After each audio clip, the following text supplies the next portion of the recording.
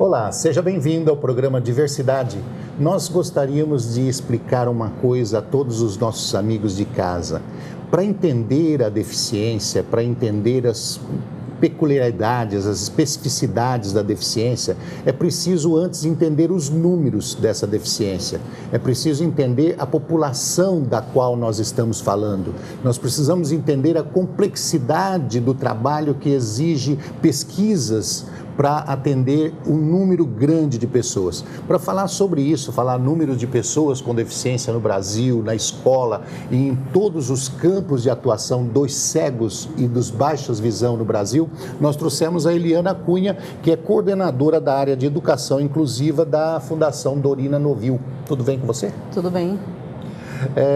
Eliana, começando por números, números e números. Perfeito. Quantos cegos, mais ou menos, pelo IBGE nós temos no Brasil?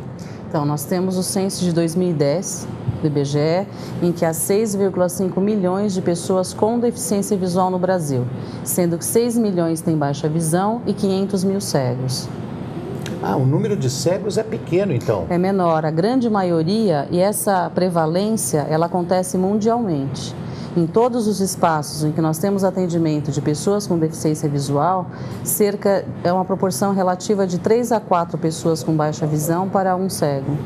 Então nós temos 6 milhões e meio de pessoas entre baixa visão e cego totalmente. Quando a gente fala cego, é total, né? Isso. Então não precisa explicar que é cego totalmente, senão ficaria redundante. Existe até só para ajudar um pouquinho talvez o público, porque a gente que está na área é mais acostumado com a definição e mesmo com a conceituação. Mas é só para imaginar o seguinte, a pessoa que tem baixa visão é quem tem 30% até 5% de visão no melhor olho após óculos, cirurgias, tratamentos. Quem tem 5% ou menos já entra no grupo da cegueira. Então, há pessoas cegas que até veem alguns vultos, algumas cores, mas são pessoas cegas. Então, vamos lá. Nós temos 6 milhões de pessoas com baixa visão e mais ou menos 500 mil pessoas com cegueira. Isso. É classificado da seguinte forma: depois de tratamento, cirurgia, óculos e todos os acessórios possíveis e imagináveis para melhorar essa situação, a pessoa que tem 30% da visão até 5% da visão é considerado baixa visão. Contanto que esses recursos sejam os convencionais. Por exemplo, um óculos comum. Se forem recursos especiais, aí já não entra nessa classificação. Então, a classificação é sempre, você colocou o óculos, porque tem muita confusão. Né? O pessoal acha assim, eu uso óculos, sou deficiente visual? A resposta é, talvez. Como é que eu sei? Eu meço a visão com óculos. Se a minha visão de óculos comum, que corrige a hipermetropia, miopia, astigmatismo, etc., não for abaixo de 30%, ok, eu não tenho deficiência. Aquele cara que usa o fundo de garrafa, que a gente chama aquela lente dessa grossura. Isso é muito importante, mas Roberto, as pessoas confundem muito. Ele tem mais de 30% de visão com óculos. Então ele não tem deficiência visual. Às vezes a pessoa fala assim, puxa, mas se eu tiro o óculos eu não vejo bem. Ok, cerca de metade da população mundial tem a gente chama de erro de refração, tem algum grau. Então a deficiência, nós dois, por exemplo, se fizer uma enquete aí onde você está na sua casa, os conhecidos, mais ou menos metade vai estar de óculos ou precisaria estar de óculos para enxergar 100% e a outra metade não. Então não é o uso do óculos comum que vai definir a deficiência, o que faz uma grande confusão. Então as pessoas chegam às vezes no consultório e não estão enxergando bem, espera um pouquinho. Aí a gente avalia, vê se precisa de um óculos, se precisar a gente coloca esse grau e ao colocar o grau a gente avalia essa visão. Passou de 30%, não é pessoa com deficiência visual. Isso é muito importante. O uso da prótese é o óculos, uma prótese, certo? O uso da prótese, ela define se a pessoa tem a baixa visão ou não, seria isso? É um dos... Ou mesmo uma catarata que você ainda não operou. Na hora que você... Vamos colocar, aquele cara que usa o fundo de garrafa. Isso. Certo, que a gente chama. Aquela lente bem grossa lá, que usa... sei lá, 15 graus. 15 graus. 15, vai, vamos Ele tirou o óculos. Quando ele tira o óculos, nada. Ele tem menos de 30%. Bem menos. Ele chega a ter até menos que 5%. Menos que 5%. Mas ele colocou o óculos, passa de 30%. Fica com quase 100%, inclusive. Então, não é pessoa com deficiência visual. Então, por isso que muitos lugares do nosso país e até do mundo tem casos de cegueira e até de baixa visão, que na verdade não são de fato. É que não tem o recurso até do uso do óculos. Então, isso é muito importante. A medida para definir é depois que ele está usando a prótese, depois que ele está usando o óculos. O óculos, se necessário, ou alguma cirurgia efetiva, se necessário. Por exemplo, a pessoa tem uma catarata. Ela está com a catarata, enquanto estiver, a visão, muitas vezes, é quase praticamente cega. Operou, ela vai ficar com a visão normal, então ela não é uma pessoa... Enquanto ela está com a catarata, ela está com uma redução visual, sim, mas é possível de reverter. E ao revertê-la, ela não é pessoa com deficiência visual. Então, esses números remetem, esse número que eu te passei do Brasil, são pessoas que já passaram por procedimentos cirúrgicos, já usam óculos. Então, esse grupo, sim, tem a baixa visão ou cegueira. No caso, por exemplo, do computador, que a pessoa usa aquelas letras ampliadas. Ampliadas, perfeito. Essa letra ampliada também poderia interferir em definir se ele tem baixa visão ou não? Não, sempre é o óculos comum. Por isso que a definição é assim. Quem tem, assim, a visão, isso agora é uma definição leiga, tá? Para o pessoal também acompanhar. A gente começa a falar termos muito técnicos, fica todo mundo, que bonito, mas ninguém entende. Nós temos que falar para a dona de casa lá. Isso aí, para todos nós, né? Mesmo quem não é da área, não vai entender. Mas é quem tem 30% ou menos de visão após o uso do óculos comum e de cirurgias e tratamentos oculares possíveis. Aí você realmente está classificado como uma pessoa com deficiência visual.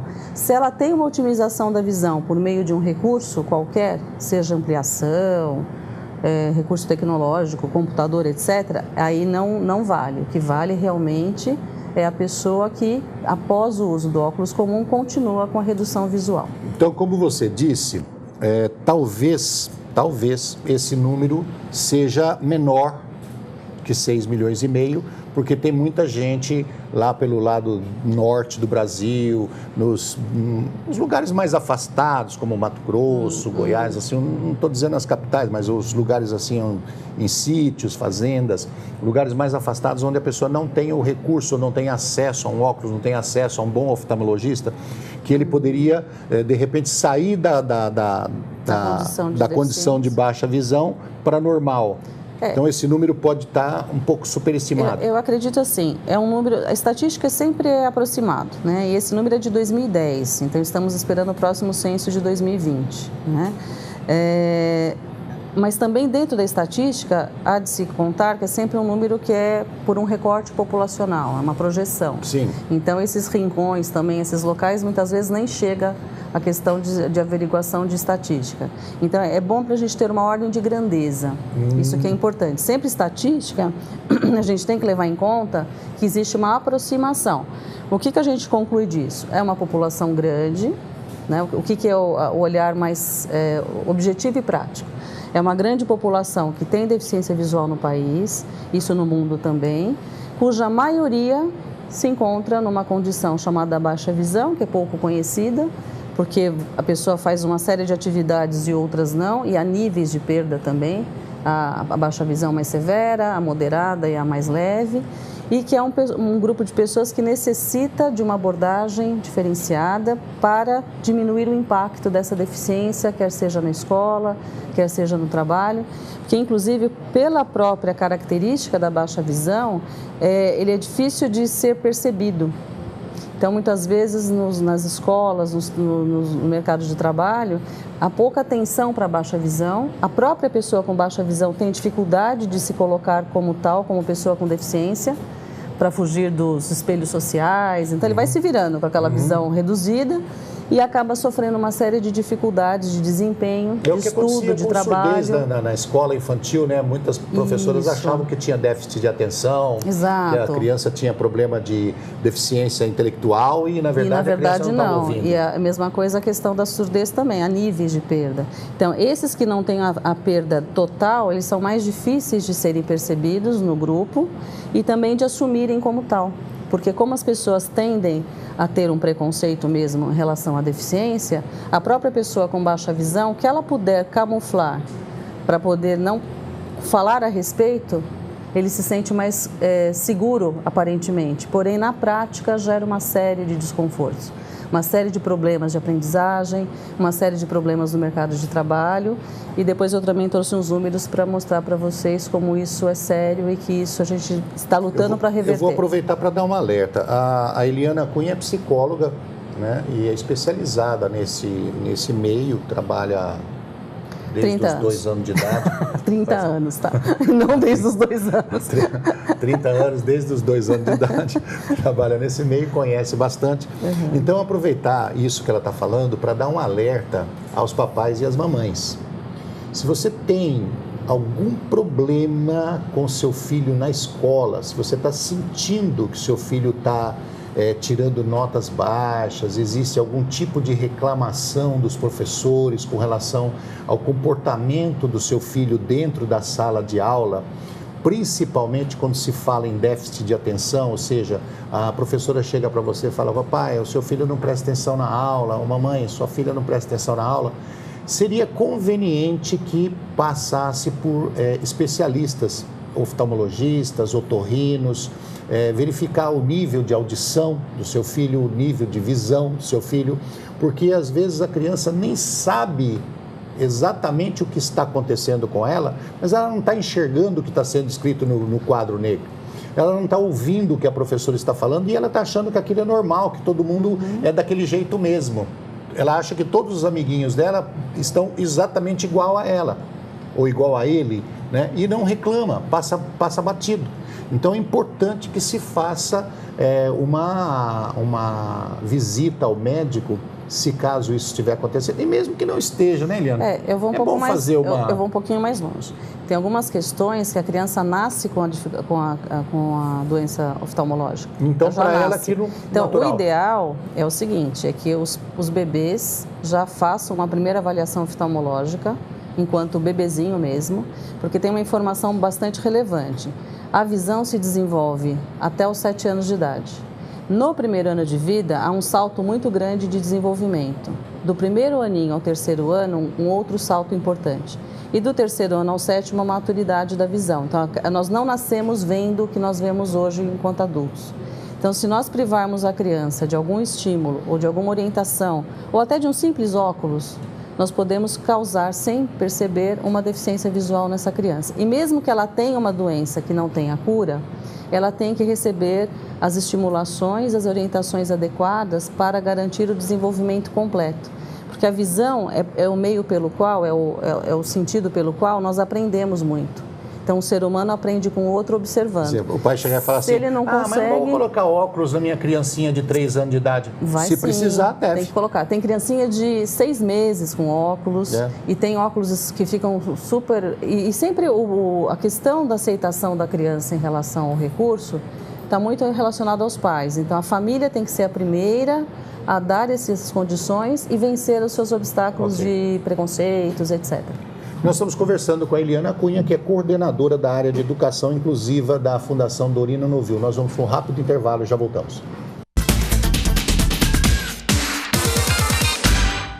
Estamos de volta com o programa Diversidade, hoje conversando com a Eliana Cunha sobre a questão dos deficientes visuais, baixa visão e os cegos. Eliana, nós estamos falando de deficiência visual, 6 milhões e meio de pessoas com deficiência no Brasil, sendo que 6 milhões baixa visão, 500 mil cegos. Como é que está esse número na escola? Aí as coisas vão se complicando um pouquinho. Então, a gente tem uns dados do INEP de 2016, sempre ressaltando que estatística é aproximação. 8% dos alunos que frequentam ensino regular têm deficiência visual. 8%? 8% dos alunos, de todo o grupo, de todos os alunos do ensino regular, 8% têm deficiência visual. Deficiência visual que você está falando, baixa visão. Baixa visão e cegueira. A gente chama deficiência visual os dois grupos. Então, na verdade, o grande grupo é deficiência visual, que se destaca o grupo da cegueira e o grupo da baixa visão. Então, você pode se autodenominar tenho deficiência visual, ou tenho cegueira, tenho deficiência visual, ou tenho baixa visão. Poderíamos concluir que aqui nós temos, então, quase 1 milhão de pessoas na escola? Sim, com deficiência visual. E sempre uma proporção, isso se mantém também, sabe, Roberto? 4:1. Então, a prevalência sempre é da baixa visão. E as escolas, de uma maneira geral, principalmente as escolas públicas, elas oferecem, de repente, um trabalho assim, uma visita de um oftalmologista uma vez por ano para fazer uma avaliação das crianças. Acontece isso então, no Brasil? É que, na verdade, isso não é o papel da escola. A gente conversa muito, eu acabei fazendo uma interface muito grande. Mas eu já ouvi falar de mutirão, essas coisas. Mas não é bem o papel da escola. O papel da escola é justamente observar essa criança. Nós recebemos, só para ter uma ideia, só para ter uma ideia, a gente fez um levantamento na Fundação, uns anos atrás, eu participei desse levantamento. O que acontecia? O diagnóstico era tardio. Por que as crianças chegam tarde aos especialistas? Porque o diagnóstico é tardio, o encaminhamento é tardio. E chegamos à conclusão absoluta que o encaminhamento é tardio. Então, o nosso trabalho também é muito focado junto aos profissionais de saúde, que ao diagnosticarem, encaminhem. Porque o oftalmologista, o médico, a formação é de curar. Quando não tem uma doença que é curável, que é o caso das que causam a deficiência visual, em geral eles não sabem o que fazer. Então eles dão o diagnóstico e falam, bom, até logo, não tem o que fazer. Então, o nosso trabalho é que a classe médica oftalmológica cada vez mais saiba que existem serviços, existem profissionais que devem atuar e que também a pessoa com deficiência visual, ela pode se desenvolver, estudar, trabalhar, constituir família, fazer o que ela bem entender, respeitando sempre o limite da deficiência visual. Então, esse é o conhecimento que mais a gente investe. Mas isso é uma função da Secretaria da Saúde, então?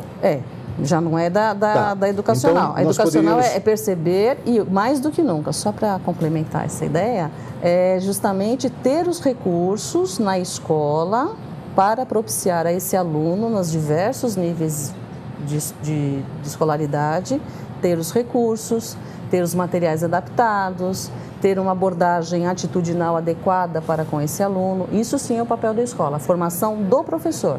E encaminhamento, ele percebe e vai conversar com a família, e isso é responsabilidade da família. Senão a gente atribui para a escola mais um papel. A Secretaria da Saúde poderia ajudar no treinamento dos professores também? Existe a questão das triagens, que houve há um tempo atrás. Tem algumas escolas que fazem uma triagem oftalmológica, etc. Mas o que a gente mais observa, Roberto, é uma falha quando há o encaminhamento, as demoras para o atendimento nos espaços de saúde e, principalmente, que o nosso foco é muito grande nisso, os professores recebem, sim, formações por meio de plataformas educacionais governamentais, mas o nosso papel é colaborar nessa iniciativa também. Então, nós vamos fazer mais 2 pedidos. Nós fizemos um pedido aos pais, então agora nós vamos fazer um pedido aos professores, que perceberem isso. Então, ao invés de falar assim, olha, o seu filho está com falta de atenção e tal, já indica o caminho, já dá mais ou menos uma noção do que deve ser feito.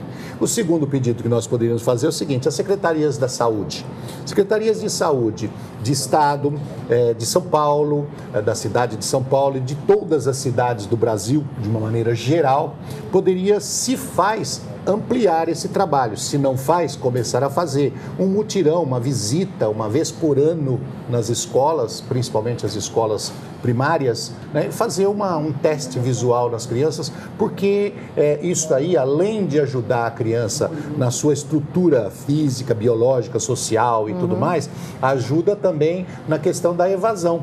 Sim. Eu posso fazer o terceiro apelo? Pode. Já que estamos no momento do apelo? Vamos fazer pedido aqui. É um apelo às famílias. Não é campanha ainda. Não. As famílias. As famílias estão delegando para a escola funções que são nossas. Quem é responsável pelo processo educacional e pela observação do que acontece com a criança, em primeira instância, é da família. Sim. Então, a família também estar mais atenta, assumir o seu papel de fato, que está havendo um distanciamento muito grande. A gente está vivendo um momento muito delicado.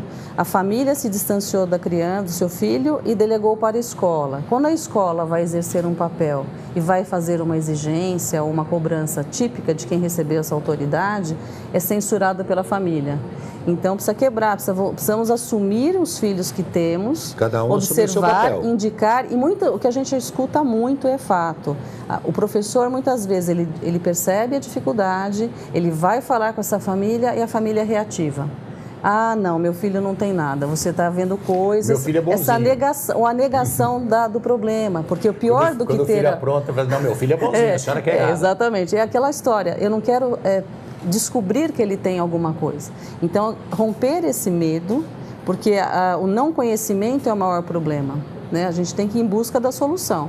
E se eu fecho os olhos e falo, não, meu filho não tem nada, você está impressionado. Então, de uma forma então, geral... Esse apelo acho que é importante também. De uma forma geral, eu diria que, além da questão da baixa visão, além da questão da deficiência auditiva, a surdez também, se você quer ter filhos com uma boa formação, se você quiser ter filhos como um bom cidadão, uma boa pessoa no futuro, para ajudar, inclusive, a melhorar esse planeta, você tem que interagir com os professores.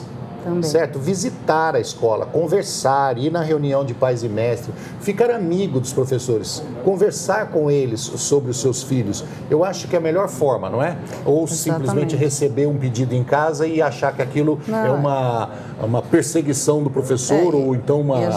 E a gente tem até professor está viajando. A gente tem até uma orientação que quando tem a deficiência mesmo já confirmada, que essa aproximação seja maior.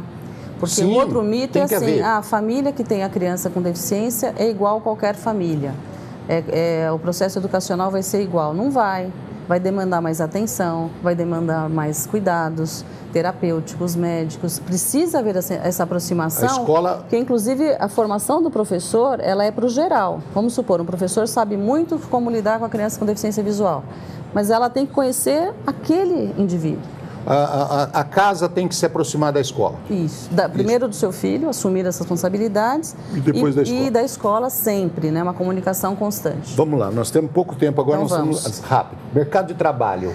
Complicadíssimo. Complicadíssimo. Está pior que a escola. Está pior que a escola. Do grupo do mercado de trabalho, um dos que menos o que tem menos pessoas é com deficiência visual. Tem muitos mitos que envolvem a pessoa com deficiência visual no mercado de trabalho. Mito, o deficiente visual é bom no controle de qualidade. Ou então no máximo é massoterapia, sem demérito nenhum a essa profissão, gente, por favor. Sim, mas eles imaginam que o cego tem que ser só tem massagista. Algumas carreiras específicas. O cego tem que fazer controle de qualidade porque ele tem bom tato. Exatamente, para você ter uma ideia... O cego tem que ser músico, porque o pianista americano a audição cantava. Está mais refinada. Isso, associa alguns personagens e aquilo fica estático, isso prejudica muito na hora da colocação profissional. Então, para vocês terem uma ideia, a RAIS de 2015, 9% só com pessoas com deficiência visual e vem caindo a colocação profissional da pessoa cega no mercado. Vamos falar sobre tratamento agora, mas só para você ter uma ideia, a pessoa que acompanha o programa Diversidade já ouviu eu falar algumas vezes aqui do Evgen Bavica, certo? Que é um polonês cego e fotógrafo, faz exposições no mundo inteiro. Então, se um cego... Inclusive, eu entrevistei um cego aqui, fotógrafo também, que eu não me lembro agora o nome dele. Mas, se um cego pode ser fotógrafo, ele pode ser qualquer coisa. Então, para de colocar rótulo no negócio, né? Ah, não, tem que ser isso, tem que ser aquilo, tem que ser aquele outro. Ele pode trabalhar em qualquer área dentro da empresa.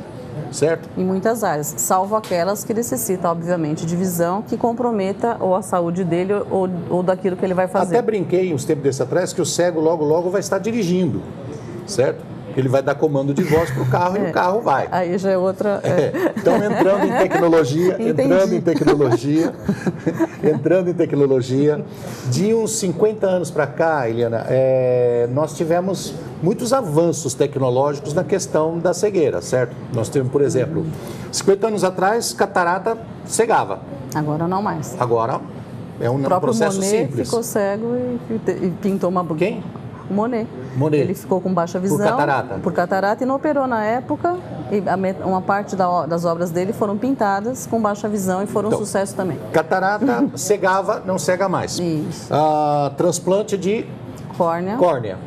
Também cegava, não cega mais. Pode fazer transplante de córnea. Exato. Tem hoje interferência dentro dos nervos ópticos lá. Ainda não tem sucesso. Ainda não tem sucesso. Não tem sucesso. É uma pesquisa grande. Estão pesquisando, mas muito longe ainda, gente. Então, assim, eu sou muito otimista com os pés no chão. A área da retina ainda é algo que precisa evoluir bastante. Tem pesquisa no mundo todo, mas ainda não conseguimos chegar lá. Existem aparelhos que estão colocando no óculos, onde a pessoa olha para lá, o que tiver escrito, o aparelhinho fala no ouvido. Tem uma parcialidade nisso, são ações, são todas tecnologias que vêm complementar e ajudar que a pessoa tenha mais autonomia e independência. Mas ainda não chegamos em nada que devolva habilidades tão plenas, tá? Então, é uma composição. A pessoa com deficiência, por isso que ela tem que passar por um processo de reabilitação. Primeiro, para cuidar do emocional, que não é fácil não. 80% da deficiência visual é adquirida, não é congênita.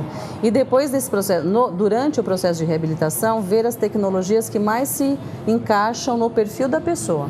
Senão você também erra. Por exemplo, criança cega tem que aprender o braille, de qualquer jeito, senão ela cresce analfabeta. Por mais que tenhamos tecnologias, ela precisa do braille para ser alfabetizado. Certo. Então, é sempre um estudo, tem que ter uma composição. Lá na frente, ele se torna um advogado que é usar só o computador. Ok, mas ele tem que ser alfabetizado antes. Eliana, se a pessoa quiser perguntar mais coisas para você, ela manda uma mensagem para onde? Ela pode mandar para o meu e-mail da Fundação. Qual é o e-mail? Que é o eliana.cunha@fundacaldorina, que é Fundação Dorina sem tio cedilha, né? fundacaldorina.org.br. Obrigado por você ter vindo aqui. Eu que agradeço. Obrigado pelo seu trabalho. Obrigada. É lindo. Obrigado a você de casa que esteve com o programa Diversidade. Nós esperamos na próxima semana. Um abraço. Até lá.